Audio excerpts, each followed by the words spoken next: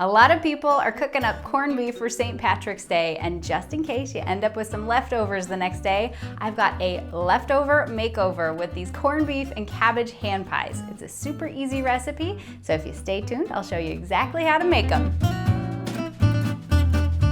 So today's recipe, of course, is St. Patrick's Day inspired. You might have some leftover corned beef and cabbage. This is a fun way to use it up that's a little bit different than just reheating it. Now, if you need a brisket recipe for corned beef, I have the recipe linked down below, and it's over on my website at joaniesimon.com. It's actually my mom's recipe, which is kind of hilarious because I always think of her whenever I do corned beef brisket, because many, many years ago, before she knew a lot about cooking, she tried using a corned beef brisket to do barbecue brisket. And well, if you know how those two things are very different, in terms of a corned beef brisket, it's been salt cured, it's got all those spices in it. Add barbecue sauce to that, it is not gonna be tasty. So fortunately, she's now figured out the difference between the two and has a great recipe for corned beef brisket. So you can go ahead and grab that. But once you've got the leftover corned beef brisket, we're gonna get some puff pastry down.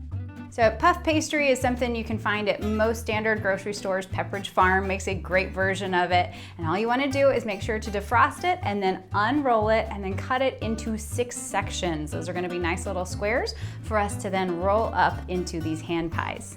And then it's pretty much layer up the leftovers. We've got the corned beef, and then I put a little bit of the leftover cabbage there, and then I get some really nice gooey, melty Gruyere cheese. It's got a nice little bit of sharpness too, which is perfect with our other ingredients. So sprinkle a little bit of that on top, and then fold up the edges of that puff pastry over each other. If you need to use a little bit of water just to secure it, go right ahead. And then brush those all with just a little bit of egg wash. What that's gonna do is once it's baking, it's gonna give it kind of that nice shimmery sheen on the outside of our pastry, as well as help it make it a nice brown color and a little extra crispy on the outside. And then I put a little bit more Gruyere cheese on the top, which is gonna bake into that puff pastry. And then we throw that in the oven at 400 degrees for about 20 minutes. I usually rotate it about halfway through just to make sure that it's evenly baked. You wanna make sure they're nice and golden brown on the outside and thoroughly cooked on the inside. We wanna make sure all those layers of puff pastry are thoroughly baked and puff up.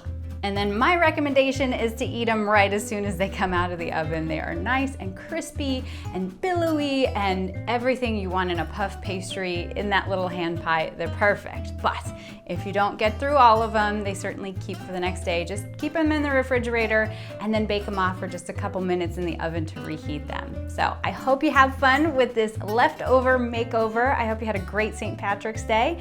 And if you have any questions, feel free to leave a comment. Subscribe to this channel if you're not already, because there's more great recipes with stories coming up soon. So thanks so much, you guys. I'll see you soon. Okay, bye.